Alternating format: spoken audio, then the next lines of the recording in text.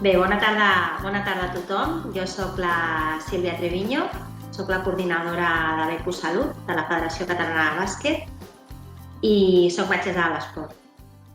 Des de l'Ecosalut, que és una àrea que estem treballant a la Federació Catalana de fa anys, el que volem és, sobretot, incidir en el tema de la prevenció de lesions degut a l'increment que va haver-hi de la sinistralitat en els nostres federats. I una de les coses que se'ns va ocórrer durant aquestes setmanes que hem estat confinats i donat el cas que no podíem compartir aquest any amb la gent que forma els clubs, sobretot a l'àrea de salut dels clubs, amb una jornada de Becosalut, doncs vam pensar poder arribar a tots vosaltres, ja sigueu del tema de salut o sigueu entrenadors, jugadors, pares, fent una sèrie de sessions curtetes i amb convidats de luxe com el que hem triat avui pel tema de les lesions de múscul i tendó, però sobretot l'abordatge que fem des de la prevenció. Sobretot recordar-vos, apagarem els micròfons, si us plau us demanem que apagueu tots la càmera. Tenim un xat a la dreta on hi ha uns ninos que podeu clicar per poder... uns ninos, al costat dels ninos hi ha un missatge on podeu clicar per poder fer preguntes. Primer farem les presentacions, farem tot el tema teòric i després, si tenim temps, intentarem resoldre el màxim de dubtes. En el cas que no puguem arribar per temps, sí que al final de la xerrada us donarem un correu electrònic per si teniu algun altre dubte i podeu adreçar-vos a la vostra qüestió. Sobretot comentar-vos que aquesta sessió serà gravada, que quan acabi en uns minutets just després d'acabar en el xat rebreu un enllaç on podreu accedir a la gravació de tot el que hem estat parlant i les preguntes que resoldrem. I jo crec que seria el moment per començar. Vull agrair, sobretot des de la Federació, als meus companys, la Laura Ramos i el Jorge Olivella, que estan donant-nos el suport tècnic i sobretot agrair al nostre convidat d'avui, el Javi Espasa, labrador, que és el... Voy a pasar al castellano porque Javi se defiende mejor en castellano. Coordinador del área de salud y rendimiento del Básquet Almeda. Él es preparador físico de la sección femenina del Básquet Almeda. Actualmente es doctor asociado en el Tecnocampus Maresma, que está doctorando en la Universidad de Barcelona. Y también tiene algún proyecto ahí que están poniendo en marcha, sobre todo por tema de rendimiento y preparación física, que estáis trabajando en ello. ¿Por qué hemos acudido? ¿Por qué hemos invitado a Javi? Javi lo conozco desde que empezó con el tema del básquet Almeda, nos fuimos viendo y conociendo en jornadas de salud y alguna otra cosa que hemos organizado, y siempre me ha gustado muchísimo la inquietud que él tiene por intentar mejorar sobre todo el tema de prevención y el rendimiento en jugadores y jugadoras, y además, pues esa inquietud hizo que hace un tiempo pusiera en marcha un área de salud, un área de rendimiento y salud dentro del Básquet Almeda, del cual es el responsable, y yo estoy encantada porque era una de las cosas que desde la Federación hemos intentado siempre defender, ¿no? La importancia de preparador físico, la importancia de fisioterapia del club, poder contar, ellos cuentan con profesionales también de la medicina, que eso ya es un lujazo, pero sobre todo, poder aplicar estas herramientas que hoy nos vas a explicar, sobre todo de cara a músculo y tendón, cosas sencillas, que habrá más complicadas y otras más fàcils, que se poden aplicar i a tenir en compte. Quan parlem del tema de lesions de múscul i tendó, sobretot hem de tenir en compte que tindrem dos grups de treball en els quals sempre podrem actuar. Serà el bàsquet de formació fins a l'edat de cadet de segon any, on estaríem parlant d'un cos en desenvolupament on realment hem de tenir molt en compte el desenvolupament d'aquests tendons i aquest múscul, sobretot fer èmfasi en el tema del tendó per les dones, que realment amb el tema dels canvis hormonals que pateixen en l'època de formació i de desenvolupament sí que hi ha una sèrie d'hormones com l'elastina que influiran a l'elasticitat d'aquest teixit, sobretot el teixit col·lagen, que seria en aquest cas els tendons, i en els nois aquest increment de testosterona que farà que el múscul tingui una capacitat i una percepció per part del jugador de màxima potència quan de vegades no podran assolir-la.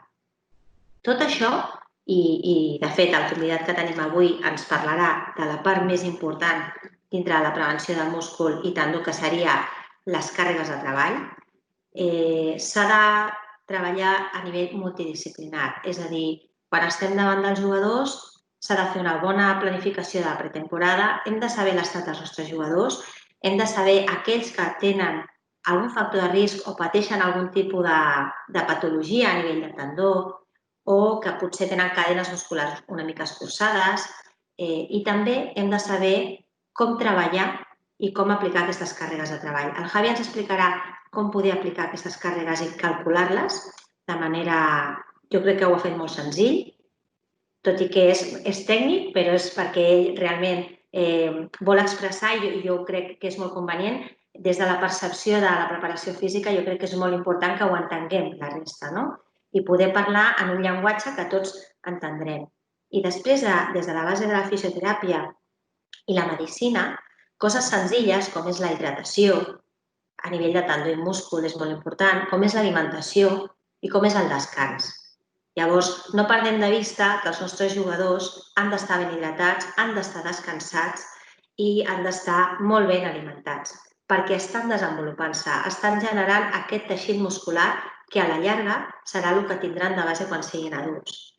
En el cas que parlem de lesions de múscul i tendó en gent sènior, aquí sí que ja influirà molt més el tema de la fatiga, el descans i la deshidratació. L'alimentació és important, però és cert que en aquestes etapes potser és molt més important el tema de les càrregues de treball, la fatiga i la hidratació. Tots coneixem algun company, jugador o jugadora, que torna a jugar o que potser porta molt de temps aturat i li ve el gossaní de tornar a jugar a bàsquet i amb el primer partit trencament del tendó d'Aquil·les. Per què? Bé, doncs anem a explicar-vos una mica com podríem poder arribar a aquesta prevenció, no? Sobretot amb el tema de les càrregues de treball. I tenint en compte que els sèniors moltes vegades ni escalfen ni es preparen físicament per després els entrenaments que estan fent en pista, no? Les hores que juguen, la falta de descans, etc. Llavors, com no em vull allargar massa perquè crec que la xerrada del Javi és superinteressant i vull que l'escoltem tots bé i estiguem ben atents i més ens agradaria també poder fer el torn de preguntes, només dues cosetes que vull que tinguem en compte. Recordem-nos que existeixen els exercicis de tipus excèntric, i això és important, sobretot de cara al treball d'estirament i al treball de potenciació muscular en els nostres jugadors. I qualsevol dubte que tingueu sobre això, si us plau, ens ho feu arribar pel xat o si no en el correu electrònic que us passarem. Per la gent que es connecta ara, recordar-vos, si us plau, apaguem la càmera i silenciem els micròfons. Muy bien, Javi, pues todo tuyo. Te dejo y que vaya muy bien. Vale, gracias, Silvia. Voy a darle a compartir pantalla, espero que no haya ningún problema. A ver si se ve.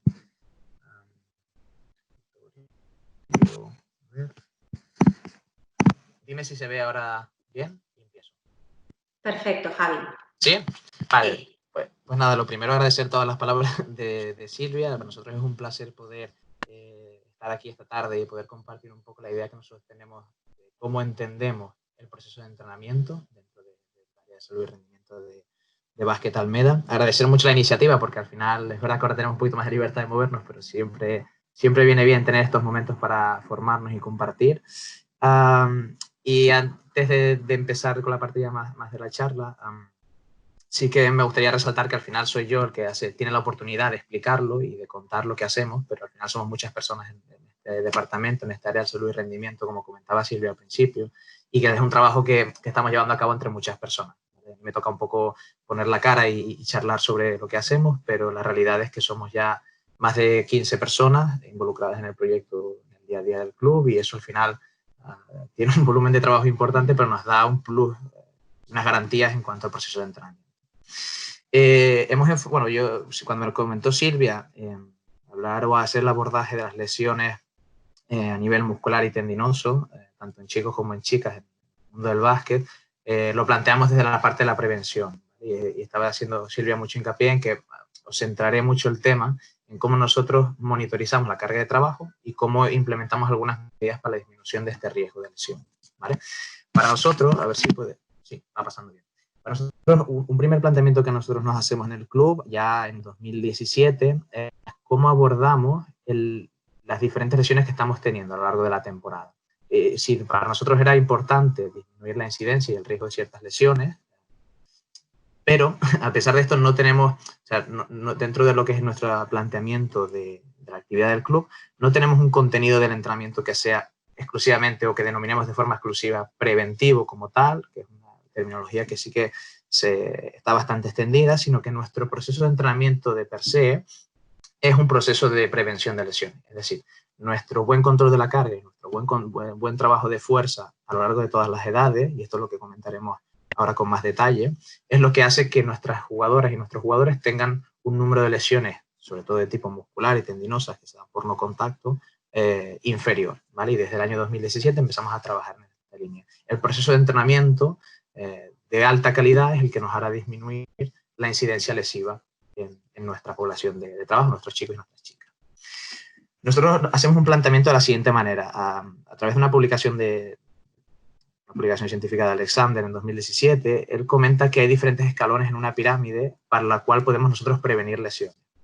La primera base es el reclutamiento de los jugadores y las jugadoras, es decir, la calidad muscular que tienen de forma intrínseca los deportistas hará que estén más predispuestos o menos a sufrir determinadas lesiones, entre ellas las lesiones musculares y lesiones tendinosas. Pero el siguiente escalón que él resalta es la monitorización y la gestión de la carga, como paso fundamental. Nosotros, dentro del área de salud y rendimiento, en cuanto al escalón inicial, esta primera base de fichar jugadores y fichar jugadoras o seleccionar jugadores y jugadoras, dentro del área de salud y rendimiento sí que tenemos una línea y colaboramos con el área de scouting en algunas dudas que puedan haber a la hora de seleccionar diferentes perfiles. Pero en verdad centramos mucho nuestro trabajo en los dos siguientes escalones. El escalón de la monitorización y la gestión de la carga de trabajo y el desarrollo físico, ¿vale? Y en estos dos puntos nos vamos a centrar. Si seguimos en la pirámide hacia arriba, no sé si se ve el puntero, Silvia, creo que no. No sé si... Se ve, Javi, se ve. Aquí arriba, empezando por arriba, si empezamos por arriba, el tercer escalón de la parte superior, habla de programas de prevención específica estructurada. ¿Esto a qué hace referencia? A programas que se introducen de forma estructurada a lo largo del entrenamiento para disminuir el riesgo de unas lesiones determinadas. Por ejemplo, los conocidos programas de prevención de lesiones de tobillo, ¿vale? Que es una lesión que una gran incidencia en la práctica deportiva del baloncesto.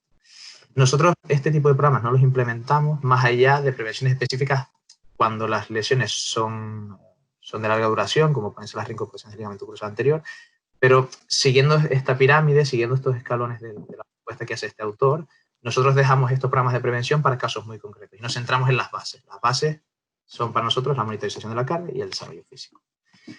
Para hablar de la monitorización de la carga que nosotros hacemos, diferenciaremos dos grandes aspectos de la carga, dos grandes constructos. Por un lado, lo que es la demanda física, es decir, qué le pedimos al deportista durante el entrenamiento, cuando el entrenador plantea una tarea o el deportista realiza la tarea, cuál es la demanda física que tiene ese ejercicio propuesto o esa tarea propuesta. Y por otro lado, sería la respuesta fisiológica, es decir, cómo el organismo o los sistemas del organismo de forma aislada y de forma integral responden a esas cargas o a esa demanda física determinada. Si cogemos la imagen que os he colocado en la diapositiva, si nosotros a esta chica le dijéramos, correrás durante 10 minutos a una velocidad de 10 kilómetros por hora, eso es la demanda de la tarea. La tarea tiene esa demanda física. Y con la respuesta fisiológica, es decir, la carga que ella soportará a nivel fisiológico, es, en este caso, en el icono del corazón, pues cómo responde su corazón a ese trabajo planteado. Entonces son los dos grandes constructos que tenemos. Es decir, cuál es la demanda que plantea el entrenador en la pista, o el preparador físico en sesiones de gimnasio o fuera de pista, y cómo cada una de forma individual de nuestras deportistas responderá, ¿vale? Y esto tenemos que tenerlo en cuenta, estudiar los perfiles, nosotros en nuestro caso sí que estudiamos un poco los perfiles de cómo van respondiendo y monitorizamos la respuesta. ¿Cómo lo hacemos? Que esto, cuanto más recursos se disponen, pues más facilidad para acceder a ciertas tecnologías. En cuanto a lo que es la demanda física, es más complicado de controlar, a pesar de que muchos sensores que ya empiezan cada vez a ser más económicos, se hace complicado acceder a ellos, y nosotros lo que nos centramos es en la respuesta fisiológica, es decir, la carga interna que soporta la jugadora o la respuesta que da a la carga que se le aplica, y lo que es la demanda física lo controlamos a través del tipo de tarea, y esto lo detallaré un poquito más adelante. ¿Cómo lo hacemos? Existen diferentes métodos para el control de la respuesta fisiológica. Un método el método más extendido seguramente y más ecológico y económico es el uso de la percepción subjetiva del esfuerzo. ¿En qué consiste? Nosotros usamos esta aplicación en concreto que se llama Quanter, donde se le pregunta a la jugadora, la pregunta esta que aparece aquí, cuánto de duro física o mentalmente ha sido el evento, es decir, el entrenamiento o la competición.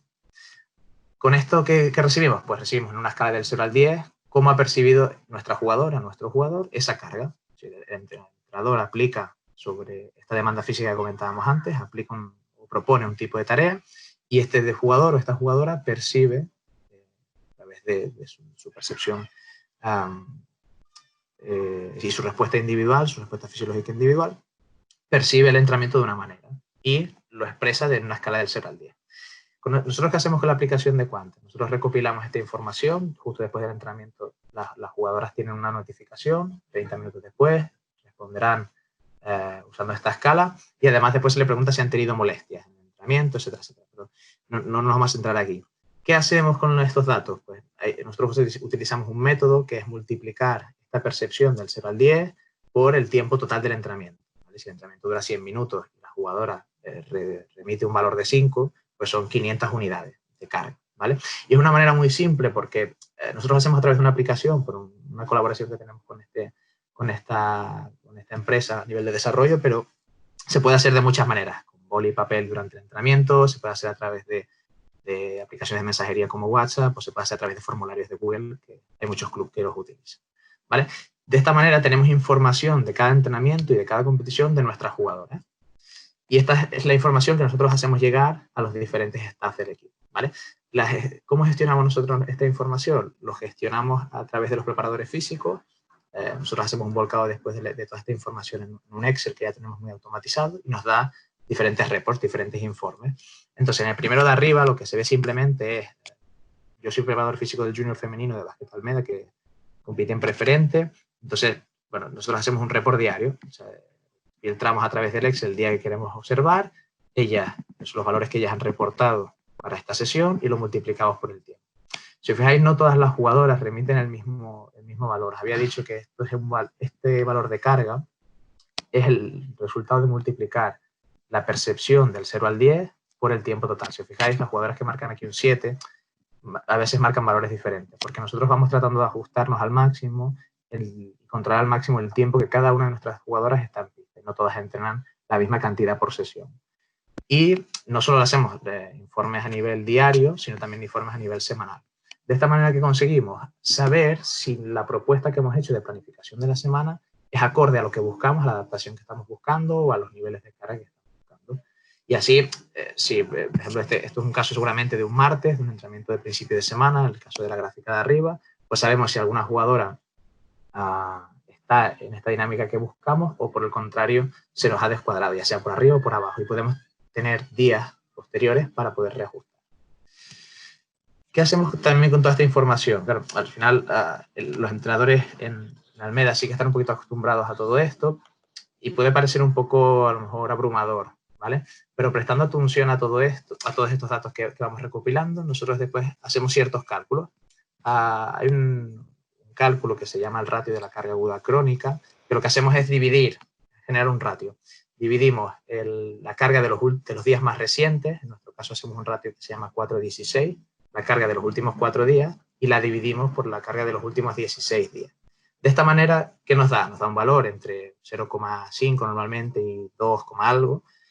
Y esto viene relacionado con una publicación de un investigador australiano que se llama Tim Gabbett, donde él dice que a partir de que este ratio pase de 1,5, la probabilidad de sufrir lesión sin contacto, que principalmente son aquellas lesiones musculares y tendinosas, la probabilidad de sufrir lesión aumenta. Y aumenta de forma exponencial. Es decir, una aplicación práctica de esto, para verlo de una manera más práctica, sería, si yo durante toda una semana no entreno y la carga de la segunda semana es muy elevada, es probable que sufra lesión, o es más probable que sufra lesión que si la carga es más moderada. Nosotros lo que vamos haciendo con toda esta información es observar día a día cómo se va comportando esto que vemos aquí, ¿vale? Este valor de ACWR. Entonces, no es un valor que tomemos para tomar, o sea, que usemos para tomar decisiones de forma muy estricta, pero nos ayuda a entender cómo está siendo el proceso de entrenamiento. ¿Qué tenemos nosotros después que observar? Nosotros usamos lo que llamamos la regla del 10%, ¿vale? Este mismo investigador dice, cuando la carga promedio de una semana a la siguiente aumenta o disminuye más del 10%, la probabilidad de sufrir lesión también aumenta. Y esta también aumenta de forma exponencial. Entonces, nosotros tratamos de ajustarnos a estos cambios de entre el 10-15% entre semanas. ¿Qué pasa? Que si ahora yo estoy diciendo esto, y estos son datos reales de esta temporada, ¿eh? Todo lo que estoy mostrando. Claro, si veríamos esta tabla de aquí, del medio, bueno, los cambios entre semanas son mucho mayores, Javi. Digo, ya, es que no es tan fácil ajustarse, no es tan sencillo, porque la herramienta que nosotros utilizamos, el método que nosotros utilizamos es un método subjetivo de la jugadora. Por tanto, no podemos controlar a ciencia cierta cómo ella va a percibir el esfuerzo que se plantea. ¿Dónde sí nos fijamos un poco más con esta regla del 10%? En los minutos. Aquí, si os fijáis, está un poco más ajustado.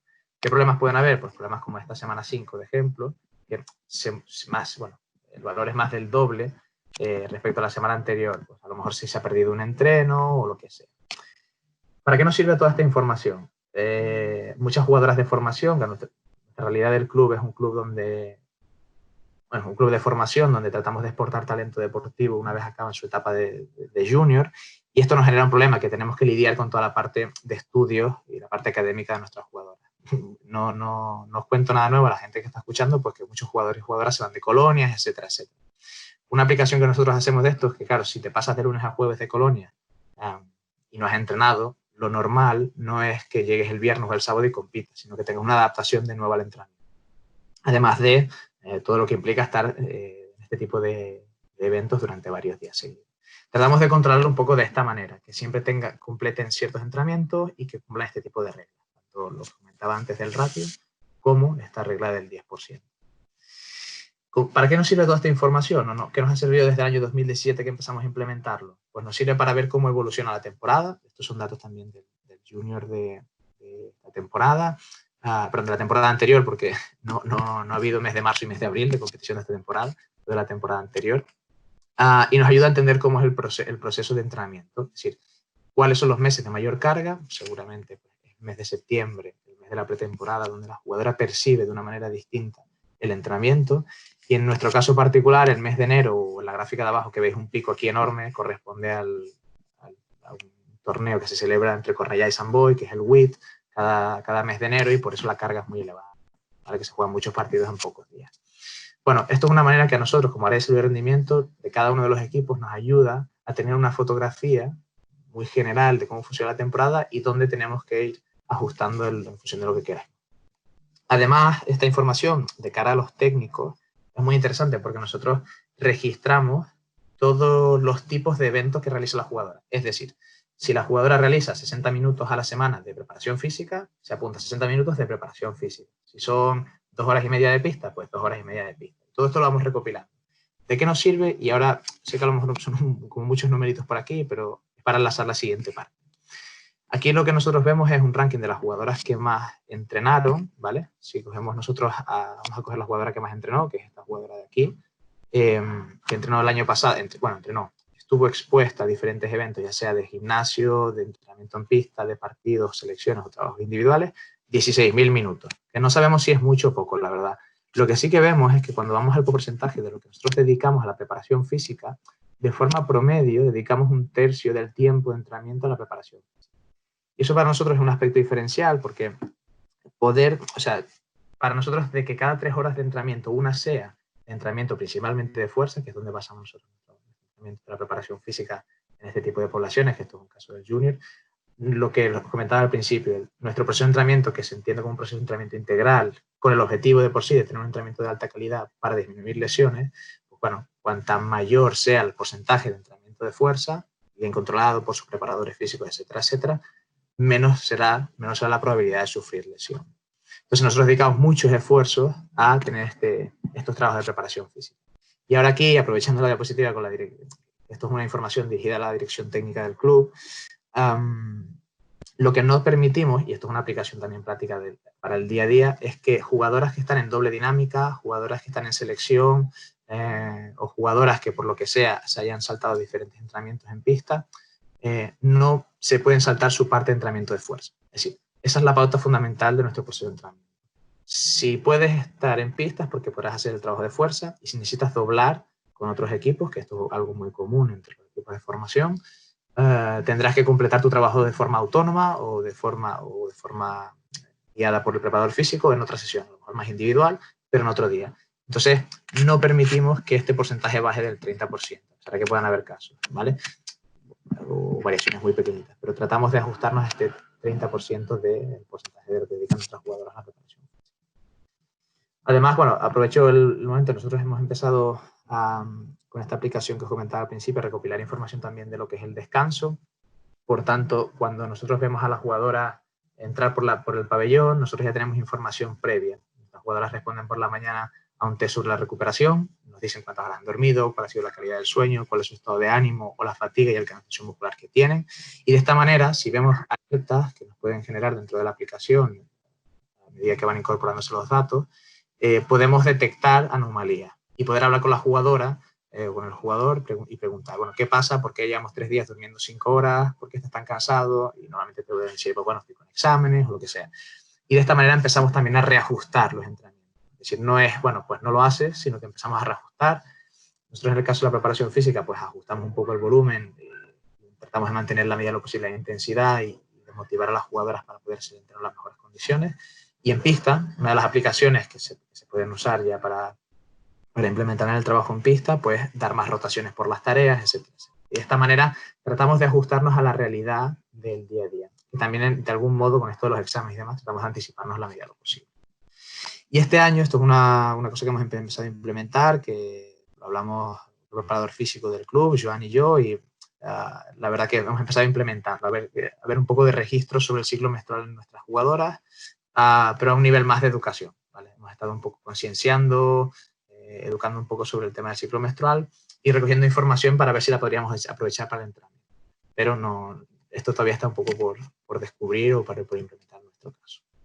Hasta aquí la parte del control de carga, ¿vale? Y para nosotros es el pilar fundamental de cómo nosotros lo gestionamos. Después volveré un poco a este tema de cómo lo aplicamos en pista con medidas reales o con ejemplos reales. Pero después el siguiente escalón en la pirámide, como comentábamos al principio, es la parte del desarrollo físico. Claro, el desarrollo físico tiene 2 apartados. No es solo lo que yo hago dentro del trabajo, digamos, de fuerza o del gimnasio que se da fuera de pista, sino que también tiene que ser dentro de pista.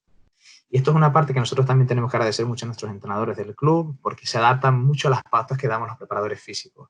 Y son muy abiertos y muy abiertas a que los preparadores físicos pautemos el trabajo en pista. Porque no se puede separar una cosa de la otra, sino que la jugadora cuando acaba el trabajo en el gimnasio va a la pista o a veces a la inversa, y necesitamos que todo vaya de la mano, o sea, alinear los esfuerzos para poder trabajar en esta línea, cuidando a la jugadora y al jugador al máximo posible. Esto es un trabajo que es realmente complejo y me ha costado un poco resumirlo, pero a ver si lo consigo. Nuestra parte de entrenamiento de fuerza, de hecho creo que justo ayer la preparadora física del siglo XXI, Sara Ford, daba una charla a través de Instagram de la Federación, si no recuerdo mal.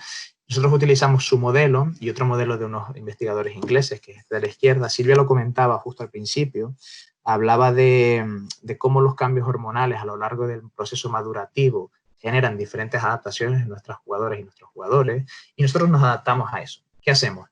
Nosotros a principio de la temporada, especialmente en aquellos jugadores y jugadoras de canasta pequeña, o más pequeños del club, tratamos de evaluar cuál es su momento madurativo a través de lo que se llama la aparición del pico de velocidad de crecimiento, que es lo que más o menos nos marca el momento de la pubertad, ¿vale? Cuando los jugadores tendrán ese pico en la pubertad de crecimiento, lo que se conoce como el estirón, ¿vale? Entonces nosotros hacemos este cálculo y en base a esto ajustamos. La tabla que ves a la izquierda es un modelo que lo que propone es, en función de este momento madurativo, ¿vale?, adaptar o incluir unos determinados contenidos u otros, ¿vale? No es lo mismo una jugadora de 11 años que tenga un gran desarrollo o un desarrollo mucho más temprano, que a lo mejor en edad biológica podría tener unos 13 años, nosotros utilizamos los dos conceptos, la edad cronológica, que es la edad que pone el DNI, y la edad biológica es su momento madurativo real, el día actual. Entonces, bueno, pues si hay una jugadora mini que tiene 13,5 años, podrá hacer unos tipos de trabajo que seguramente la que tenga 11 en el carnet de identidad, pero en verdad 10 años de proceso madurativo, de momento madurativo, no hará. Entonces tratamos de individualizar en este sentido, y a medida que se van haciendo mayores, vamos incluyendo otros tipos de trabajo, ¿vale? Y la propuesta que hacemos es a través del entrenamiento neuromuscular integral, donde nosotros tenemos diferentes tipos de contenido y los vamos implementando a lo largo del tiempo, aumentando sobre todo la exigencia a nivel de intensidad en el entrenamiento de fuerza. ¿Cómo lo planteamos? Nosotros tenemos como 3 grandes bloques de los grupos del club.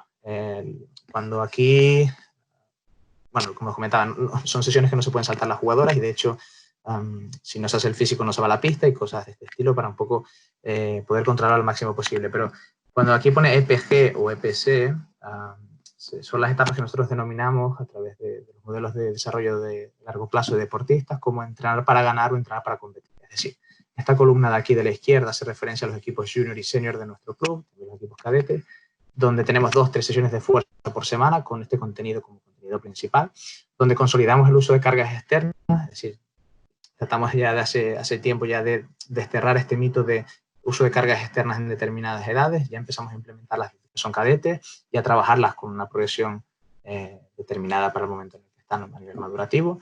Empezamos a trabajar tareas de fuerza máxima y tareas de potencia, y nuestras jugadoras tienen que estar muy involucradas en que esto pueda ser así, y también incluimos trabajo de propuestas individuales, ¿vale? Si nuestras jugadoras ya empiezan a tener, nuestros jugadores empiezan a tener propuestas individuales en función de los déficits que detectamos a principio de temporada, o vamos detectando a lo largo de la temporada. La columna del medio hace referencia a lo que sean las etapas infantiles, ¿vale? De primer año, infantiles, que son las etapas que nosotros llamamos entrenar para entrenar y aprender a entrenar. También tenemos 2 sesiones de fuerza por semana donde empezamos a iniciar, sobre todo cuando son cadetes de primer año, hacia tareas con cargas externas. Consolidamos los patrones básicos de movimiento. Para nosotros es fundamental que la técnica de ejecución de ejercicios básicos se mantenga y sea buena a lo largo de todo su proceso formativo. Y hacemos propuestas por grupos reducidos. Si no individualizamos tanto, sino que por perfiles, si por jugadoras más grandes, jugadoras más pequeñas, vamos individualizando un poco a través de grupos reducidos. Y por último, esto es lo que sería la etapa mini, que la A y la E hacen referencia a aprender a entrenar y lo fundamental, ¿vale? La etapa fundamental. Hacemos 1 o 2 sesiones de fuerza por semana, con trabajo con el propio peso corporal, trabajamos mucho los patrones y las habilidades más básicas de movimiento y usamos el juego motriz como la base del desarrollo, ¿vale? Poniendo mucho énfasis en la parte más cognitiva. Todo esto es un poco una fotografía muy genérica de cómo nosotros planteamos el entrenamiento de fuerza, que para nosotros es, como ya hemos visto en la pirámide, esa segunda base para poder prevenir o disminuir el riesgo de sufrir ciertas lesiones. Pero claro, os había dicho, y esto es un poco caótico, sé que a lo mejor es un poco caótico la imagen, os había dicho que claro, no vale solo el entrenamiento de fuerza fuera de la pista, sino que también dentro de la pista. Esto es una tabla que hemos desarrollado los preparadores físicos del club, donde tenemos toda la información volcada. Es decir, esto no lo ven los entrenadores como tal, lo hemos simplificado mucho, ¿vale? Y nosotros diseñamos parte de las tareas que dan en pista o marcamos pautas para las tareas que se crean en pista. Entonces, esto es un modelo de Xavi Schelling, que es responsable del área de deporte o de rendimiento deportivo de San Antonio Spurs. Cuando estaba en Manresa desarrolló toda esta propuesta y él lo que hace es determinar diferentes tipos de contenido, ¿vale? Y adecuarlo a diferentes niveles de especificidad. ¿Qué pasa? Que esto a priori se hace muy complejo. Gracias a Joan Fuster, que es un prepa del club, él simplificó mucho toda esta información y la verdad que los entrenadores lo han agradecido mucho, donde él marcaba 4 niveles de tarea, ¿vale? Es decir, la semana puede ser de un color determinado y también un día en concreto puede ser de un color determinado. Entonces, en función del color que tenga la semana, en función del color que tenga la sesión, se incluyen ejercicios de diferentes tipos. Entonces, los entrenadores vienen a esta tabla, que es un poco más simple, y ven, pues vale, pues entonces, si yo hablamos de niveles de especificidad 5, pues hablamos de este nivel competitivo. Pues incluimos tanto este formato de entrenamiento, un 4 contra 4, 5 contra 5, y ejemplos que tienen aquí, ¿vale? Esto es lo que hacemos nosotros a nivel de la propuesta de entrenamiento en pista, con los entrenadores que tienen toda esta información a principio de semana para que puedan planificarlo. Y lo hacemos desde cadetes y un poco hacia atrás, es decir, cadetes, infantiles, son los equipos que usan este tipo de pautas. En el caso del junior y del senior, este es el ejemplo de la última semana que tuvimos de temporada de este año, por desgracia. En el caso de junior y senior, ¿qué hacemos? Damos pautas mucho más estructuradas, con mucho más detalle. Son entrenamientos son grupos que entrenan para competir al máximo nivel, para ganar cada fin de semana, y condicionamos su entrenamiento semanal al partido del fin de semana. Entonces, los entrenadores reciben a principio de semana este tipo de pautas, ¿no? Pues los primeros días son más, depende de dónde haya aparecido la competición, pero bueno, tienen diferentes pautas a lo largo del entrenamiento. Y somos los preparadores físicos quienes diseñamos las propuestas y los bloques del entrenamiento. Sé que es un cambio de paradigma un poco chocante a lo mejor al principio, pero cuando todos nos formamos un poco, nos adecuamos al lenguaje, homogeneizamos un poco todo eso, ganamos mucho, porque la jugadora está más cuidada y tenemos más seguridad que el entrenamiento que se propone cumple con una idea de adaptación en cuanto a la carga, que es lo que estábamos comentando en toda la parte anterior. Nosotros proponemos tareas a media pista durante tanto tiempo, con X formato, y aquí la parte de abajo no se ve porque tenía que cortarlo. Lo que se vería serían comentarios. Pues, por ejemplo, la jugadora A tiene que hacer más rotaciones durante los ejercicios a toda pista. La jugadora B, que está recuperándose de una lesión, tendrá que hacer todo esto. Y de esta manera, lo que hacemos es disminuir en la medida de lo posible, a través de este control, posibles riesgos de lesión. Y una cosa que sí que me gustaría resaltar es que, en cuanto a lo que son estas pautas en pista, queda totalmente prohibido generar esfuerzos de más. Por ejemplo, todo lo que son los castigos a través de sprints, para nosotros está muy prohibido dentro del club. De hecho, no trabajamos a través de castigo físico, pero en caso de que se hiciera, lo hacemos a través de trabajos de core y no tanto a través de castigo físico, porque en esos momentos de máxima fatiga es donde podemos llegar a lesionar a una jugadora por un momento de calentón o de cabreo puntual por parte del entrenador, ¿vale? Entonces, bueno, esta es un poco la idea de cómo nosotros trabajamos a nivel de conclusiones y de resumen, que es bastante resumido, hemos tratado de hacerlo. Es controlar bien la carga, es decir, contar con métodos ecológicos y económicos adaptados a la realidad del club, es decir, que se adapten a tu realidad, que puedas implementar de una manera fácil. Incluir un trabajo de fuerza, y que este trabajo es imprescindible, es decir, no te lo puedes saltar, ya sea de forma autónoma en casa, ya sea vienes un rato antes, te quedas un rato después, pero no eliminar el trabajo de fuerza es fundamental, elevar el desarrollo atlético físico de nuestros deportistas, y un trabajo multidisciplinar real, es decir, no vale, como esto que comentamos al final, que el preparador físico se sepa toda la teoría del entrenamiento, trate de hacérsela simple al entrenador y que el entrenador no la adapte, o que el entrenador demane unas cosas y el preparador físico no esté. Entonces, un trabajo multidisciplinar real, donde todos sumemos y alineemos los esfuerzos para generar tareas acordes a las adaptaciones que buscamos, es lo que hará que la jugadora o el jugador se lesione lo menos posible, ¿vale? Y evidentemente que los clubes cuenten con preparadores físicos. Eso es un punto fundamental que se debería tener. Por mi parte, nada más. Es una visión muy genérica y muy básica de todo el trabajo que se hace en el día a día. Hay mucha gente involucrada en todo este proyecto. Y bueno, ahora supongo que es el turno de preguntas, Silvia, pero bueno, he dejado el contacto aquí en la presentación por si alguien quisiera contactar con nosotros, dudas más específicas sobre algún tema. Pues muchísimas gracias, Javi. Yo, para acabar un poco con respecto a lo que tú has estado explicando, sí que hacer quizás un apunte de lo que son lesiones musculares y lesiones tendinosas, también para que sepamos de lo que estamos hablando. Me ha gustado mucho un par de cosas que has dicho, que es el tema de los castigos. Importante que este tipo de castigos, pues bueno, puedan ser con trabajo de core y no siempre con sprints o con líneas, etcétera, que es lo que la gente está acostumbrada a hacer. Me ha gustado mucho cómo planteas el tema de las rotaciones, cómo lo planteáis, hablándolo entre todos, y algún detalle, ¿no?, que hay que tener en cuenta, el tema de, pues eso, jugadoras que a lo mejor están invirtiendo más horas en doblando con equipos, con selección, etcétera, pues calcular muy bien estas cargas, porque es verdad que es muy complicado, ¿no? Luego hay el tema de estudios que también dificulta. Y lo más importante, yo creo que lo que has dicho es adaptar el lenguaje de cada uno al trabajo real de los jugadores, ¿no? Esto es fundamental. Es decir, aquellos que trabajan independiente de el preparador físico tiene este trozo, no habla con el entrenador hace posiblemente lo mismo que está haciendo el preparador físico aplicado en pista, bueno, pues es un trabajo no planificado y que es lo que es verdad, que es uno de los factores de riesgo que vemos en las lesiones de algunos jugadores. Y que luego en adolescentes ya sabemos, que también lo has comentado, no todos se van a adaptar de la misma manera a este tipo de cargas de trabajo, ¿no? Yo supongo que estarás de acuerdo con lo que te diga, que el tema de lesión muscular y lesión tendinosa hay un 80-90% de riesgo en el tema de las cargas. ¿Estás de acuerdo? Sí, sí, también es verdad, Silvia, que esto no lo he comentado, claro, nuestra realidad del club hace que no tengamos jugadores muy veteranos. Que claro, que eso puede ser, que lo comentabas tú al principio, de jugadores senior, que se calientan de aquella manera, o se creen que como han sido jóvenes y no les ha pasado nada, ahora no les pasará nada. Y claro, nosotros tenemos una realidad de que nuestro senior, el senior femenino, tendrá una media de 19-20 años, y nuestro senior masculino no anda tampoco muy lejos de edades muy jóvenes.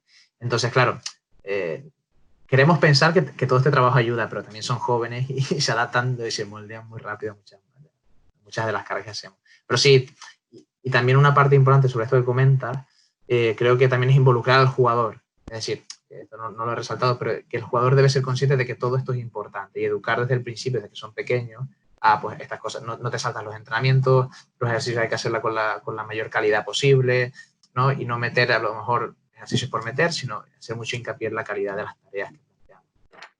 Sí, bueno, així per a fer un hago un pequeño resumen de quan parlem del tema de lesions musculars, sobretot vull que tothom tingui en compte que quan parlem d'una lesió muscular, primer de tot pot ser traumàtica o no traumàtica, hem de saber el mecanisme de com s'ha produït i el més important és la localització.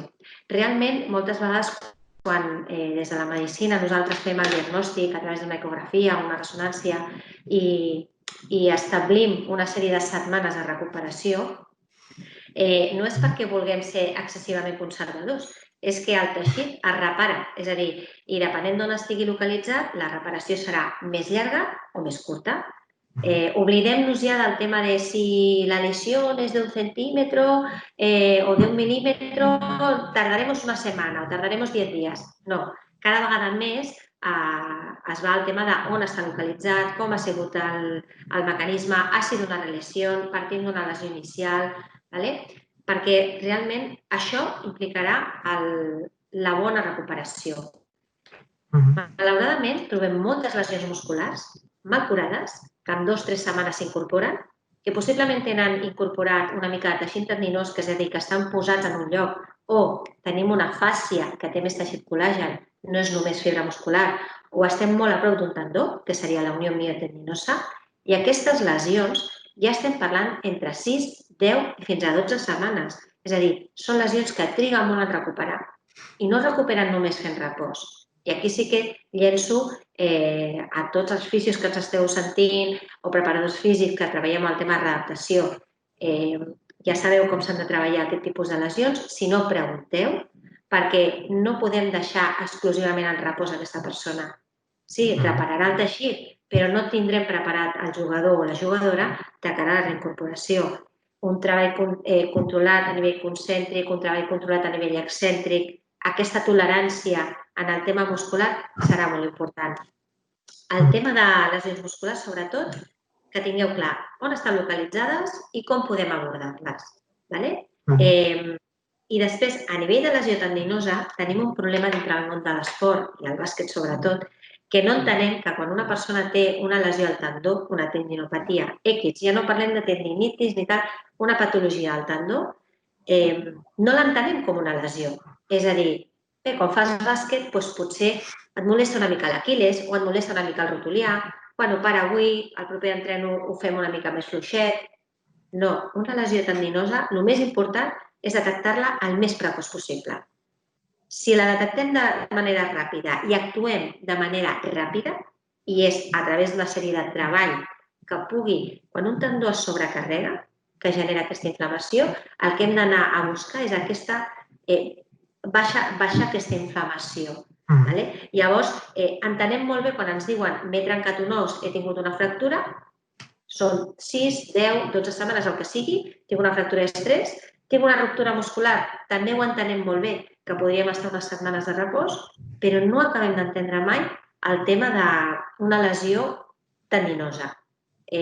Jugadors que estan durant tota una temporada amb dolor al genoll, que no acaba de marxar, no som capaços de recuperar-los, tenim un problema, perquè un nen amb desenvolupament que comença amb una lesió tant del tendó rotulià com del tendó d'Aquil·les, d'adult tindrà una lesió crònica, sempre. I aquesta lesió es queda perquè té memòria el tendó en aquest cas. Llavors, vull que tothom tingui clar, no? És a dir, quan som tan insistents com ha estat el Javi ara amb el tema de les càrregues de treball, és que és tan important de cara al futur d'adult que tindrem, ja sigui esportista o sigui un esportista més amateur, és igual, perquè al final sortir a caminar, sortir a córrer, agafar la bicicleta, ens agrada quasi tots. Si tenim un problema que ens ho impedeix, és molt limitant. I això sí que hem d'intentar tenir clar de què estem parlant. Jo crec que, més que res, perquè volia que la gent tinguem clar de què estem parlant i per donar-li la importància de la xerrada que ha fet el Javi avui, sobretot de cara als clubs. Y si te parece, Javi, voy a ir mirando así preguntas que hayan hecho. Vamos a ver, por ejemplo. Yo resaltar, Silvia, ahora, mientras vas buscando las... Sí, perdona. Muchas veces con esto que comentas de infravalorar ciertas molestias a nivel muscular, hace que después se degeneren lesiones mucho más graves, ¿no? Entonces, no, son molestias, ya se me pasa, son molestias, sigo. Y uno de los aspectos que nosotros sí cuidamos mucho es la comunicación con el jugador a los jugadores. Es decir, generar confianza para que te diga a ti, al menos al preparador físico, porque al entrenador no se lo dirá porque no quiere dejar de entrenar, porque quiere jugar el fin de semana, que nos diga dónde están las molestias. Entonces, eso sí que es importante para nosotros, porque una molestia de un día puntual, podríamos decir, mira, pues vale, pero si se repite en el tiempo, es la misma zona, tiene un historial lesivo en esta región, bueno, tenemos que abordarlo de otra manera, pero es verdad que tendemos a infravalorar la lesión muscular y de cara al futuro, que pues sí, nuestro entorno de Almeda es un poco un entorno de rendimiento, pero queremos que las jugadoras jueguen con 40 años, si se puede ser.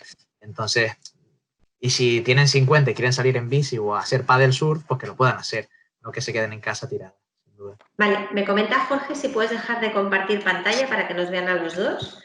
Yo creo que ya está, yo creo que ya está. Ya está, vale, perfecto. Bueno, si no, que Sí, listo. Bueno, vamos a una de las preguntas que comentaban aquí, el tema de si hacéis trabajo previo a la sesión de entrenamiento que sea de propiocepción.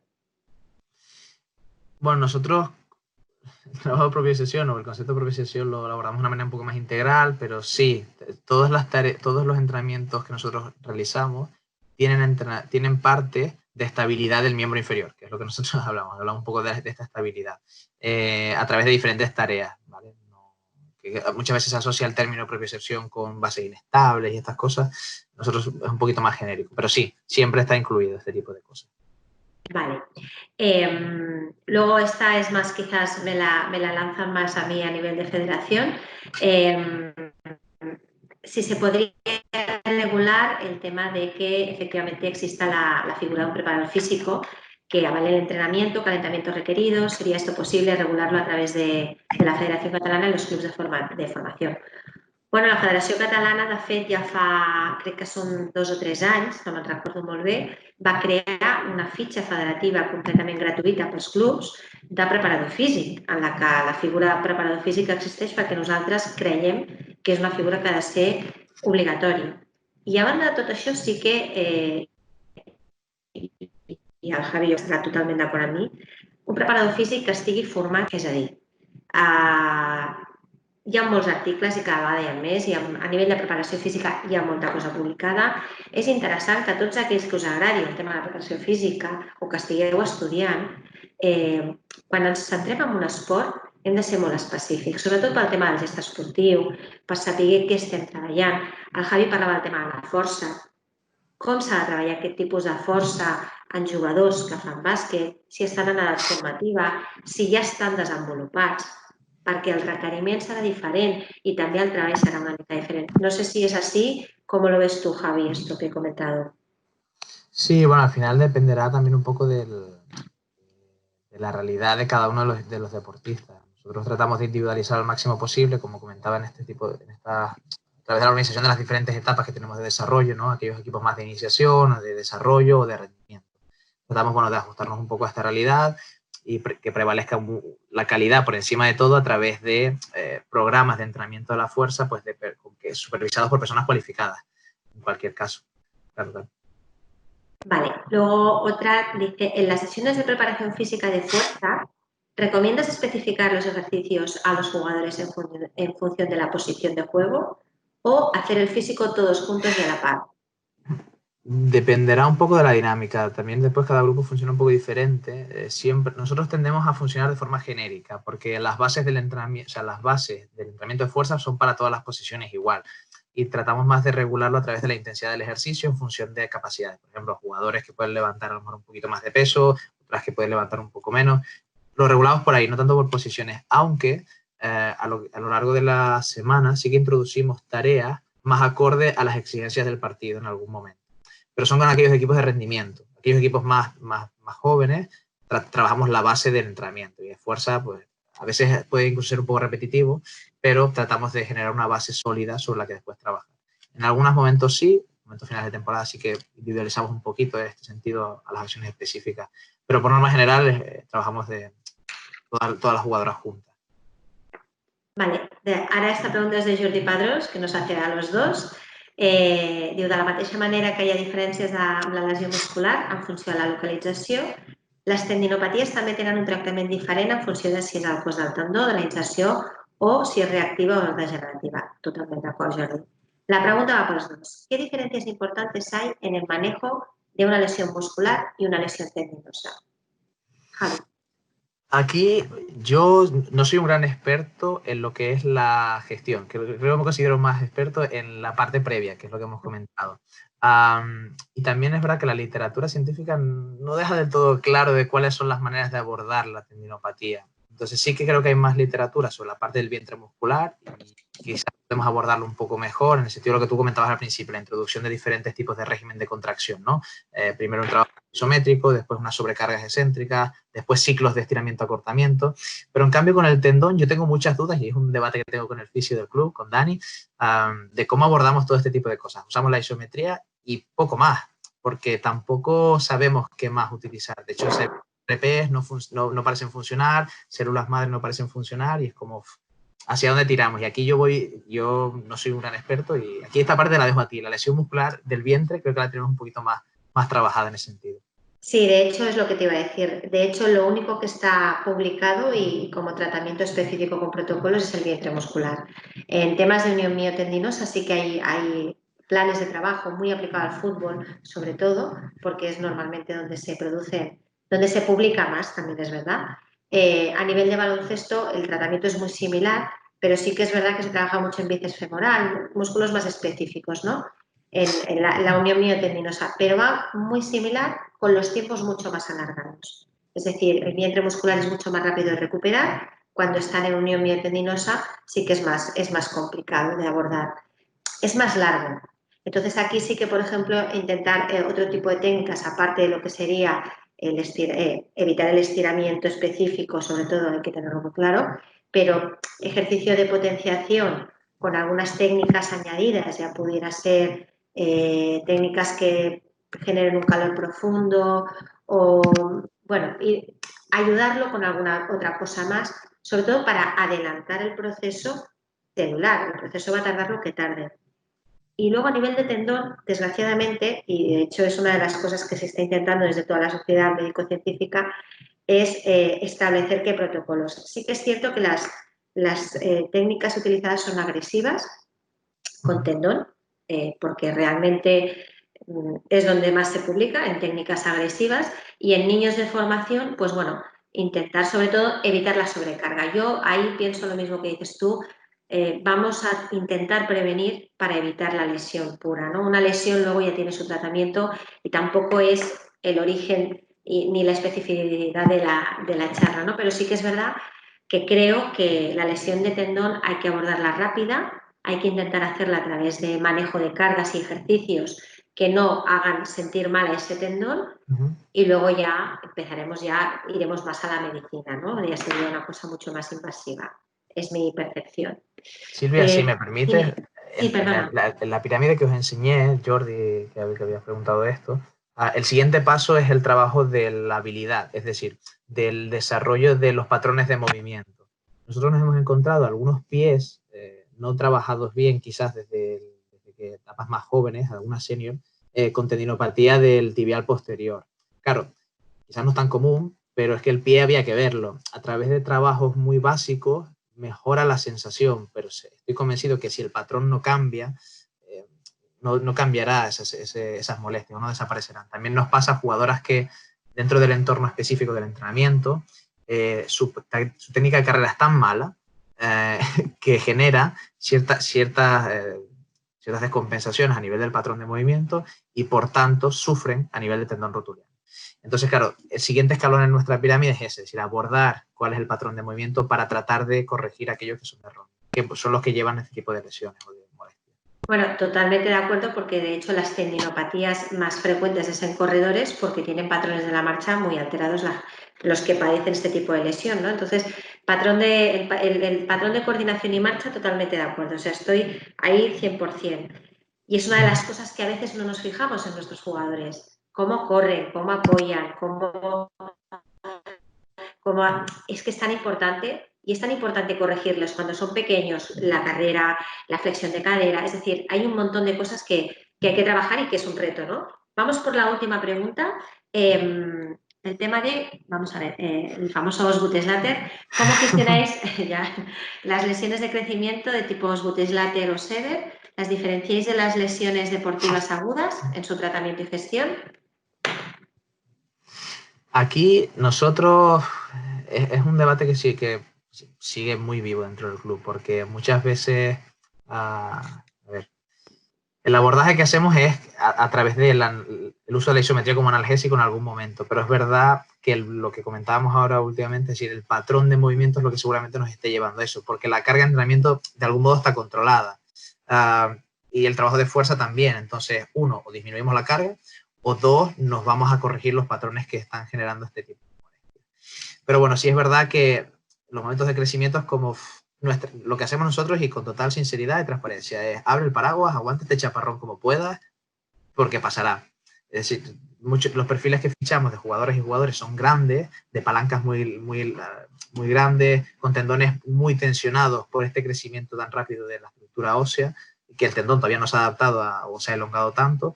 Entonces, bueno, baja un poquito las revoluciones, baja la carga, adapta los trabajos, genera estas píldoras de isometría como analgésico.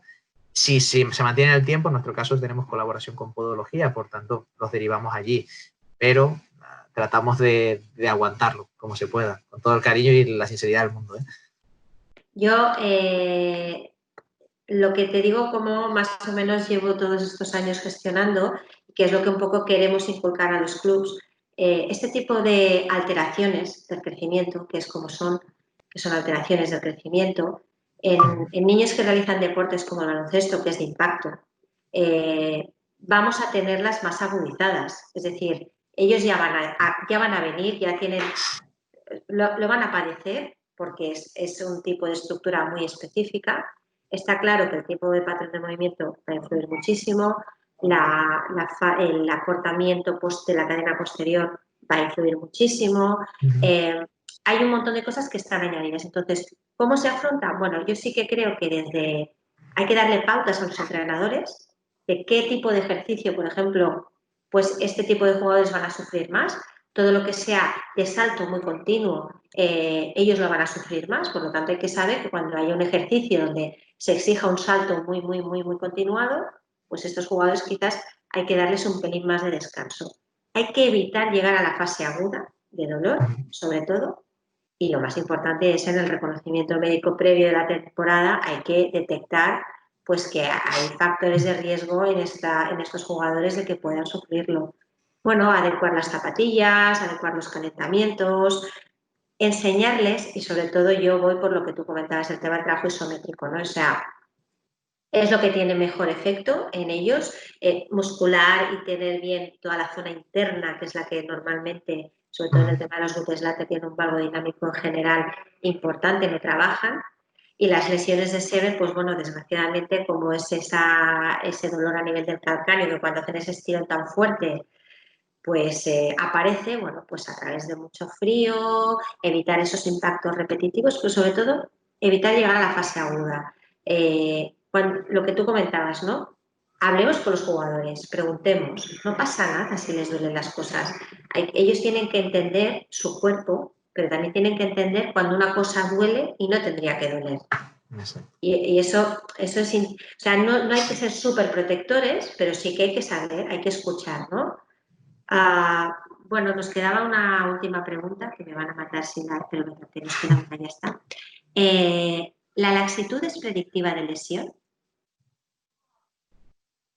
Bueno, no sé exactamente por dónde va la pregunta, pero claro, yo trabajo con chicas, lo de la laxitud es el día a día, de hecho nosotros no hacemos casi valoraciones de movilidad porque de por sí es buena, hacemos más valoraciones de estabilidad de la articulación. Entonces, claro, la laxitud de por sí no la entendemos como algo negativo siempre y cuando a través de la coactivación muscular la articulación se mantenga estable. Y además en las mujeres, más concretamente, esto varía durante el ciclo menstrual. Por tanto, bueno, o sea, la lesión tampoco es 2 más 2 son 4, sino que es tan multifactorial que, bueno, que hay jugadoras de gran laxitud que se rompen el tobillo de una manera bárbara y hay jugadoras que no son nada laxas y también se lo rompen. Entonces, bueno, desde la parte más de desconocimiento yo de esta parte de la laxitud articular, no lo consideramos así o no lo abordamos de esta manera. Yo la pregunta en sí, que es la laxitud es predictivo de lesión, no la considero como un factor predictivo, sí considero que pudiera ser un factor de riesgo igual que hay 8.000 más. Entonces, bueno, se tendría que tener en cuenta sobre todo de qué tipo de laxitud estamos hablando, ¿no? Me imagino que vamos más al tema de tobillo y tema de rodillas, ¿no? O tema de codos incluso. Pero sí que es verdad que, bueno, las mujeres en sí, muchas son muy laxas y nunca, de hecho hay muchas que son súper laxas y nunca se lesionan, ¿no? Bueno, por eso no es un factor predictivo porque es verdad que no, esa N que se busca siempre, ese número para que haya mucha población y ver si realmente es un valor predictivo, eso no está publicado en ningún lado. Lo que pasa, Silvia, aquí, y esto también aprovecho y te lanzo la pregunta, si nos dejan con el tiempo, es que, claro, seguramente la musculatura del miembro inferior, como se entrena de forma específica, aunque sea a través del entrenamiento en pista, esté muy reforzada y se generen estas coactivaciones y la articulación del tobillo pueda estar estable, a pesar de que a través de traumatismos te puedas lesionar.